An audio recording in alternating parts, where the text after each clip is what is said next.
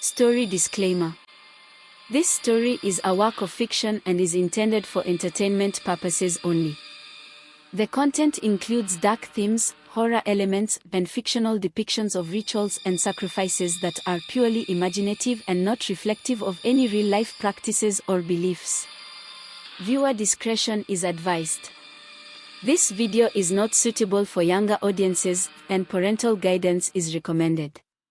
The story does not endorse or promote any harmful behavior, violence, or dangerous activities. Please note that all characters, events, and settings are entirely fictional and created for the purpose of storytelling. Any resemblance to actual persons, living or dead, or actual events, is purely coincidental.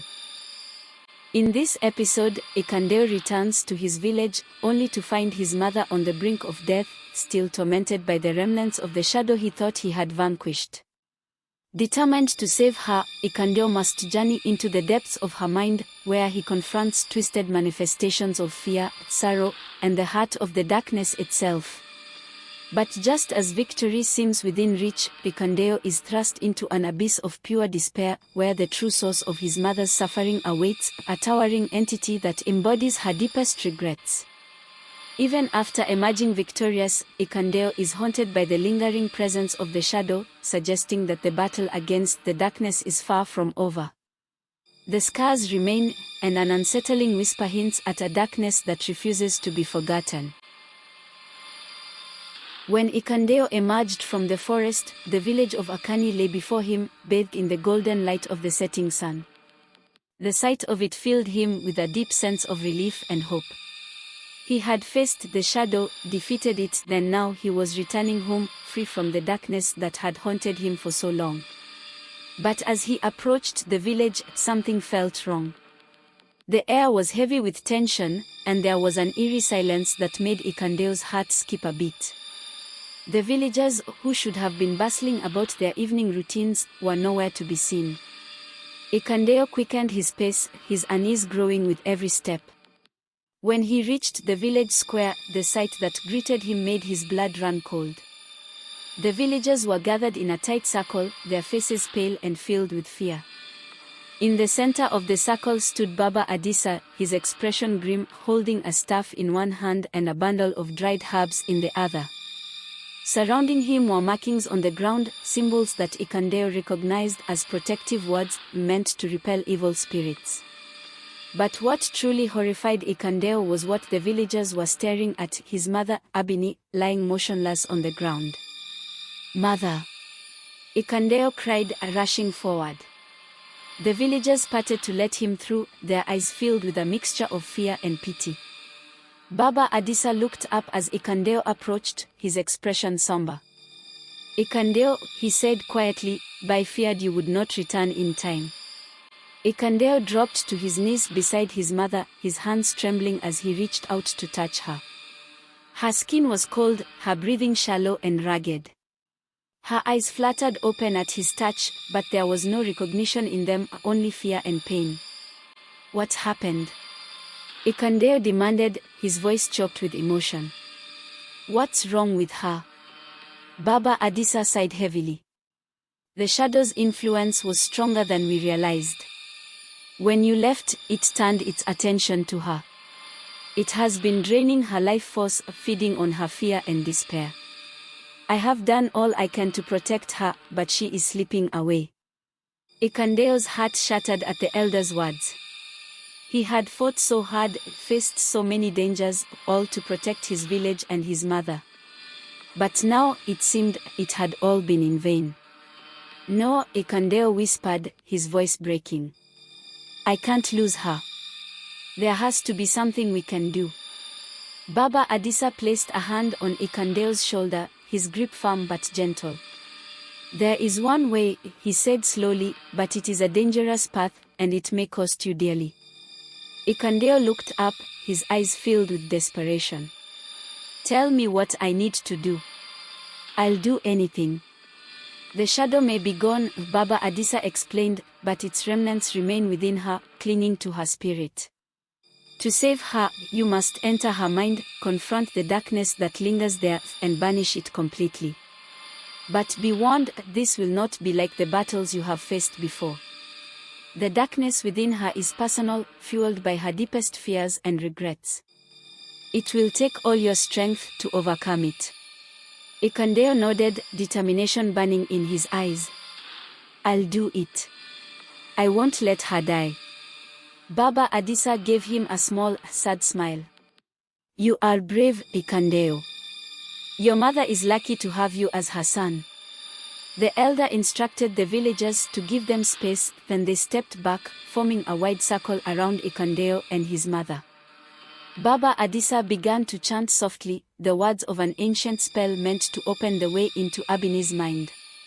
As the chant grew louder, the air around them shimmered, and Ekundayo felt a strange pull, as if his consciousness was being drawn into another realm.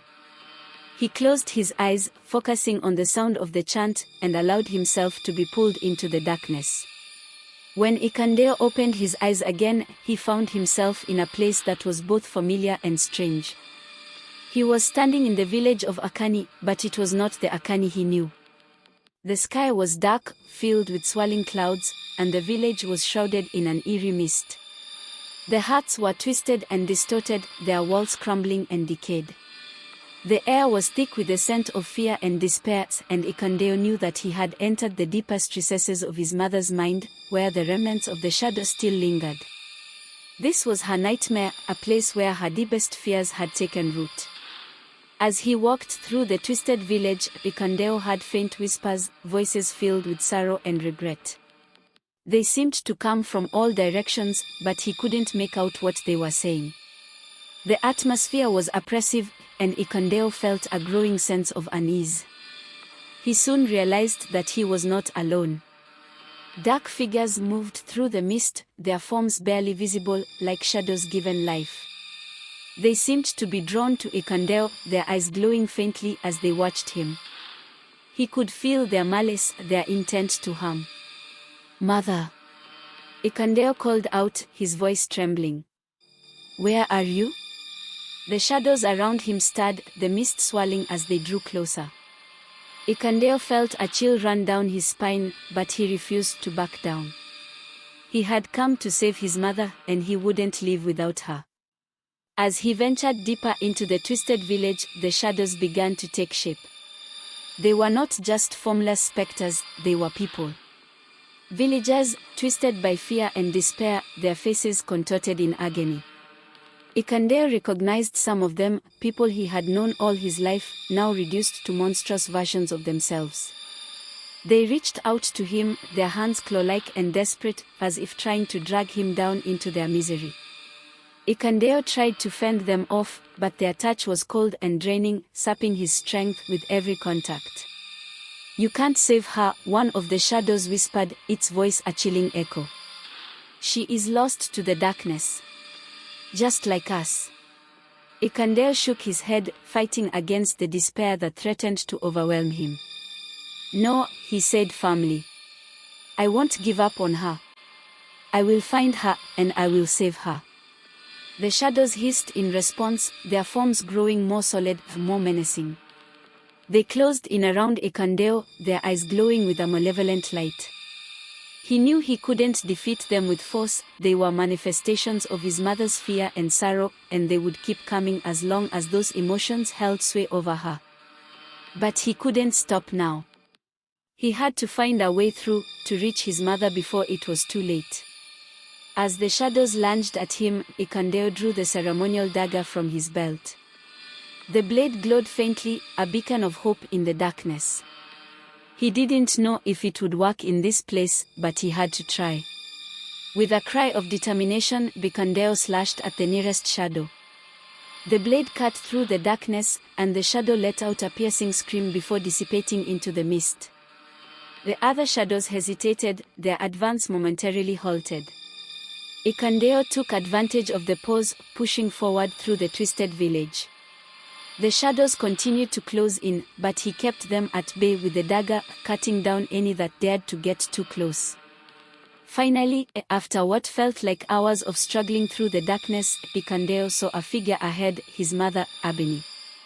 She was standing in the center of the village, her back to him, surrounded by a swirling mass of shadows. Her shoulders were hunched, her head bowed, as if she were carrying an unbearable weight. "Mother!" Ekundayo called out, his voice filled with urgency. "I'm here. I'm coming to get you." Akanni didn't respond. The shadows around her seemed to pulse with a dark energy, feeding off her despair. Ekundayo knew he had to act quickly. If he didn't reach her in time, the shadows would consume her completely. But as he approached, the shadows around Akanni suddenly surged forward, forming a barrier between them. They twisted and writhed, their forms becoming more solid, more menacing. Ekundayo could feel their hatred, their desire to keep him away from his mother. "You cannot save her," the shadows hissed, their voices a cacophony of despair. "She belongs to us now. She is lost." Ekundayo gripped the dagger tightly, his resolve hardening. "I won't let you take her," he said through gritted teeth. "I will save her, no matter what it takes." With that, he plunged the dagger into the barrier of shadows. The blade cut through the darkness, sending a shockwave through the twisted village. The shadows screamed in agony, their forms disintegrating as the light from the dagger burned through them. For a moment, it seemed as though Ekundayo had won. The shadows retreated, the mist clearing to reveal Akanni standing alone in the center of the village. But as Ekundayo stepped forward to reach her, the ground beneath him suddenly gave way. He fell into a pit of darkness, the world around him spinning out of control. The last thing he saw before the darkness consumed him was his mother's face, twisted in an expression of terror and sorrow. Ekundayo tumbled through the darkness, his mind reeling from the sudden shift. He had been so close to reaching his mother, to saving her from the shadows.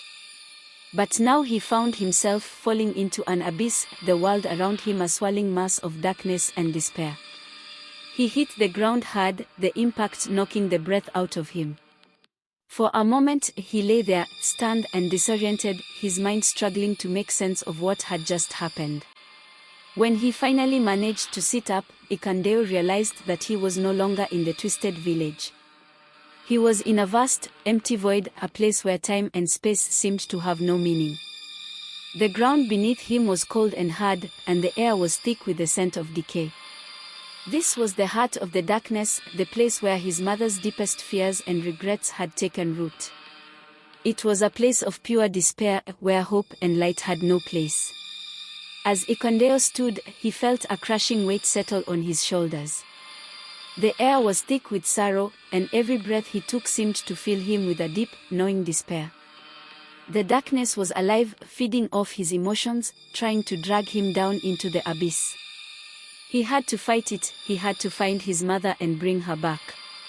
But as he took a step forward, the darkness around him seemed to shift, forming shapes that loomed out of the void. They were figures, ghostly and distorted, their faces twisted in expressions of anguish. Ekundayo recognized them as people from his mother's past, friends, family, people she had loved and lost. They were the source of her pain, the reason the darkness had taken hold of her. "You cannot save her," the figures whispered, their voices filled with sorrow. "She is lost to the darkness, consumed by her own regrets. She is beyond your reach." Ekundayo shook his head, refusing to believe their words. "No," he said, his voice trembling with emotion. "I won't give up on her. I will find a way to save her." The figures moved closer, their ghostly forms surrounding him. "You are just a boy," they said. "What can you do against the darkness? What can you do against her own fears?" Ekundayo felt the weight of their words pressing down on him, the despair threatening to overwhelm him. But he couldn't give in, he couldn't let the darkness win. He took a deep breath, summoning every ounce of strength he had left. "I can't do it alone," he admitted, his voice barely above a whisper. "But I'm not alone.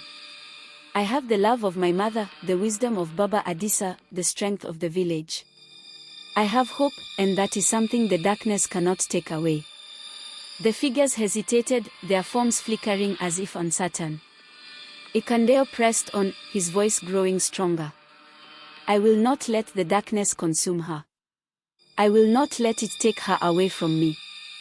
With those words, Ekundayo reached for the ceremonial dagger, the blade glowing faintly in the darkness. He held it up, the light from the blade cutting through the void, illuminating the figures that surrounded him. The figures recoiled from the light, their forms beginning to dissolve into the darkness. Ekundayo felt a surge of hope as the oppressive weight began to lift. He was pushing back the darkness, reclaiming his mother's mind from the abyss. But as the figures faded, a new shape began to emerge from the void, one that filled Ekundayo with dread. It was a towering figure, shrouded in shadows, its eyes burning with a malevolent light. This was the true heart of the darkness, the source of all his mother's fears and regrets. The towering figure loomed over Ekundayo, its presence filling the void with an overwhelming sense of dread. It was a manifestation of all his mother's deepest fears, her guilt, and her regrets, given form by the darkness that had taken root within her. The figure's eyes glowed with a sinister light, and as it moved closer, the ground beneath Ekundayo seemed to tremble. The air grew colder, the sense of despair intensifying. This was not just a shadow, it was a force of pure, concentrated darkness, more powerful and terrifying than anything Ekundayo had faced before. You think you can banish me, the figure hissed, its voice echoing through the void. I am the darkness within her soul, the guilt she carries, the fears she hides. I am a part of her, and I will not be so easily cast aside. Ekundayo tightened his grip on the ceremonial dagger, the only source of light in this dark realm. He knew that defeating this figure would be no easy task, but he also knew that he had no choice. His mother's life, then her soul, depended on it. I will save her, Ekundayo said, his voice firm despite the fear gnawing at him. I will not let you destroy her. The figure laughed, the sound that sent chills down Ekundayo's spine. Foolish boy. You cannot save her from herself. She is too far gone, consumed by her own darkness. And now, you will join her. With those words, the figure lunged at Ekundayo, its shadowy form surging forward like a wave of darkness. Ekundayo barely had time to react, raising the dagger just in time to deflect the attack. The blade glowed brightly as it made contact with the figure, and for a moment, the darkness recoiled. But the figure was relentless. It attacked again and again, each strike more powerful than the last.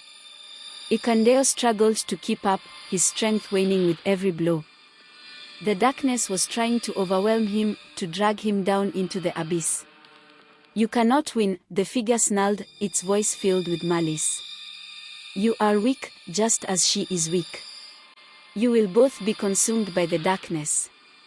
Ekundayo gritted his teeth, fighting back with everything he had. But the figure's words cut deep, feeding his own doubts and fears. What if the darkness was right? What if he couldn't save his mother? What if he was too weak to banish the darkness from her mind?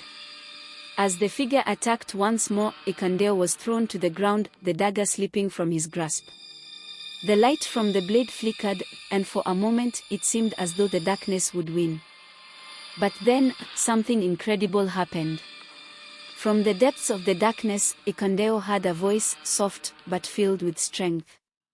It was his mother's voice, calling out to him. Ekundayo, my son, do not give up. The voice gave Ekundayo the strength he needed. He reached out, grabbing the dagger just as the figure loomed over him, ready to strike the final blow.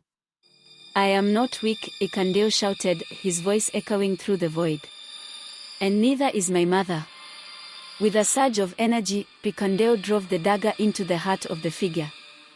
The blade blazed with light, cutting through the darkness, and the figure let out a scream of agony. The darkness around them began to unravel, the oppressive weight lifting as the light from the dagger spread. The figure thrashed and writhed, its form disintegrating as the light consumed it. Ekundayo could feel the darkness losing its hold, the despair and fear that had filled the void dissipating like smoke in the wind. You can't defeat me, the figure hissed, its voice growing weaker. But Ekundayo knew the battle was won. The darkness was fading, the void around him collapsing. He had done it, he had faced the darkness and emerged victorious. As the figure dissolved into nothingness, Ekundayo was engulfed in a blinding light. The darkness was gone, banished from his mother's mind, and with it, the last remnants of the shadow's influence. When the light faded, Ekundayo found himself back in the village square, surrounded by the villagers. Baba Adisa was kneeling beside him, his expression one of relief and pride. And there, lying on the ground, was his mother, her face peaceful, her breathing steady. "She is free," Baba Adisa said quietly, his voice filled with emotion. "You have saved her, Ekundayo."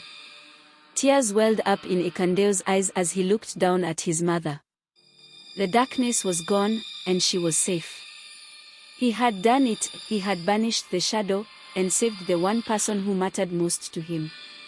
But as Ekundayo embraced his mother, he couldn't shake the feeling that this was not the end. The shadow had been defeated, but the scars it had left behind would not heal so easily. There was still much work to be done, both for him and for the village.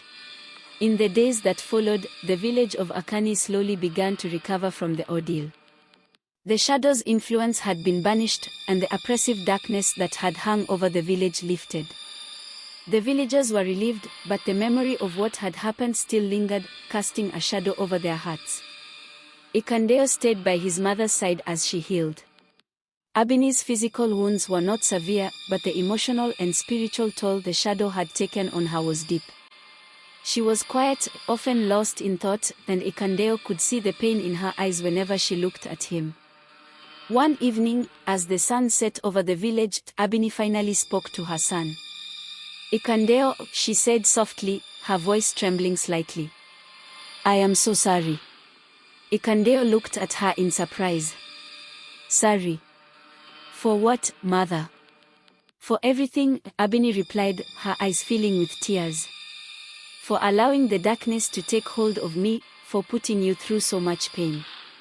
I should have been stronger, for you, for the village." Ekundayo shook his head, taking her hand in his. "You have nothing to apologize for, mother. The shadow was powerful, and it preyed on your fears and regrets. But you fought it, and you survived. That's what matters." Abini smiled weakly, but Ekundayo could see the doubt in her eyes. "I feel as though I failed you," she whispered. "I should have protected you, but instead, you were the one who had to save me." Ekundayo's heart ached at her words. He could see the guilt eating away at her, a remnant of the shadow's influence that still lingered in her mind. He knew that the battle with the shadow had left scars, not just on him, but on his mother as well. "You didn't fail me, mother," Ekundayo said firmly. "You are the strongest person I know. You've always been there for me, even when the darkness tried to tear us apart. And now, we are together again. That's all that matters." Abini's tears flowed freely now, and she embraced her son tightly. "I'm so proud of you, Ekundayo," she whispered. "You are stronger than I ever could have imagined." As they sat together, watching the sun set, Ekundayo felt a sense of peace settle over him. The battle with the shadow was over, and he had saved his mother. But he also knew that the journey ahead would not be easy. The scars left by the darkness would take time to heal, and both he and his mother would need to find a way to move forward. In the days that followed, Ekundayo began to notice changes in the village. The villagers, once wary of him, now looked at him with a mixture of respect and gratitude.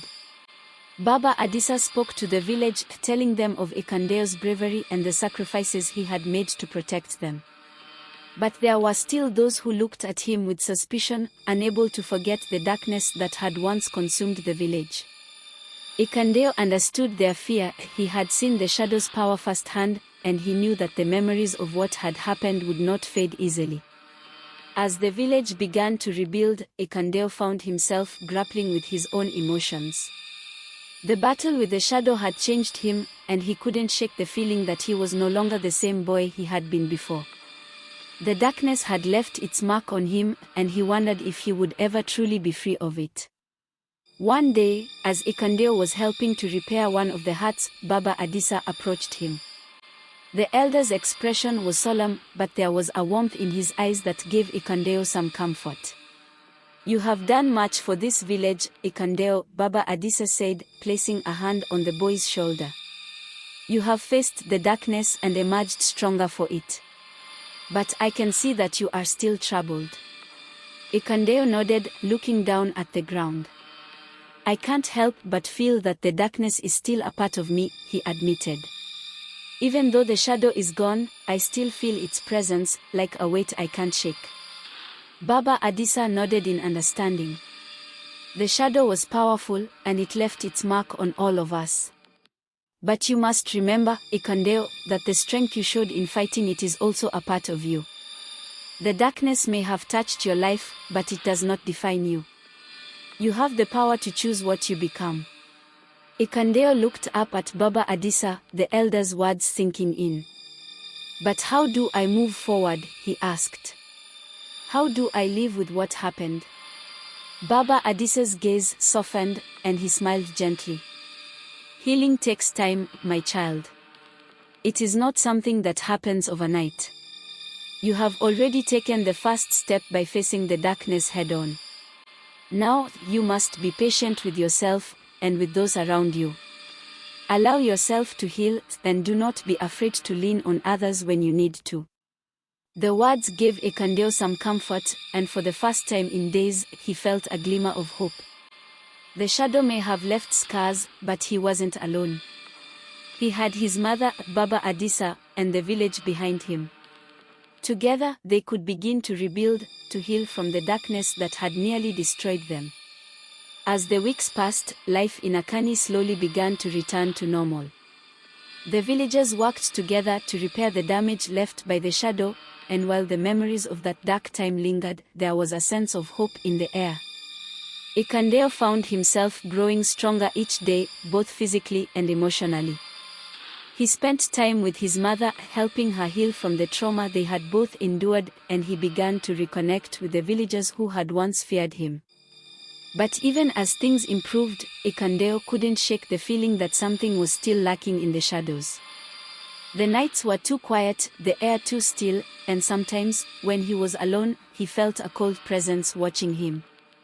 He tried to dismiss it as paranoia, a remnant of his ordeal, but the feeling persisted. One night, as Ekundayo lay in bed, he heard a faint whisper. It was a sound that sent chills down his spine, a voice he hadn't heard since the battle with the shadow. "Ekundayo," the voice whispered, soft and sinister. "You cannot escape me." Ekundayo bolted upright, his heart pounding in his chest. The room was dark, the only light coming from the faint glow of the moon through the window. But the voice was unmistakable, it was the shadow, or what was left of it. He had thought it was gone, banished for good, but now he realized that he had been wrong. The shadow had left its mark on him, and a part of it still lingered, waiting for the right moment to return. "No," Ekundayo whispered to himself, clenching his fists. "You're not real. You're just a memory." But the voice didn't fade.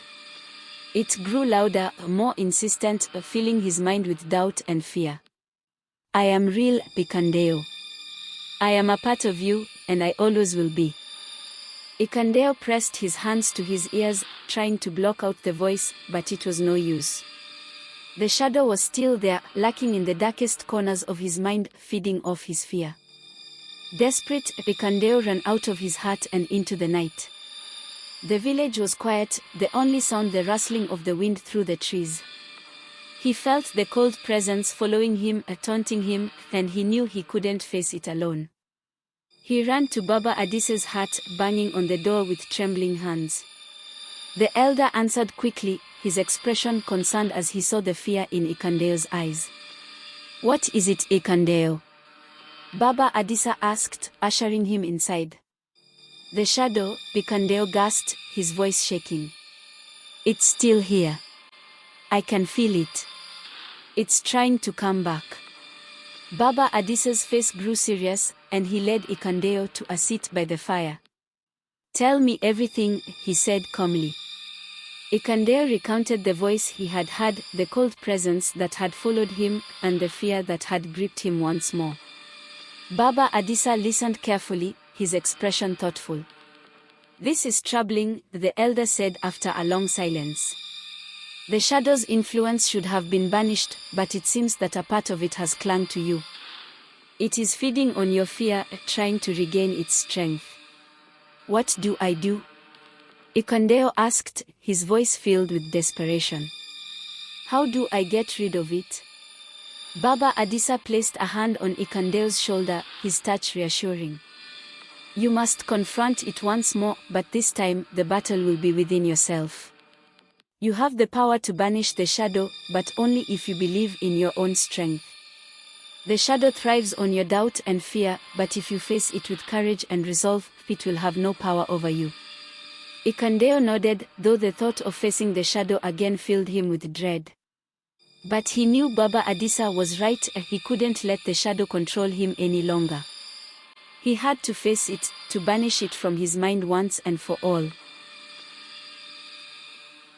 Will Ekundayo manage to banish the darkness from his mind once and for all? Is that even possible? You will find out in the next episode.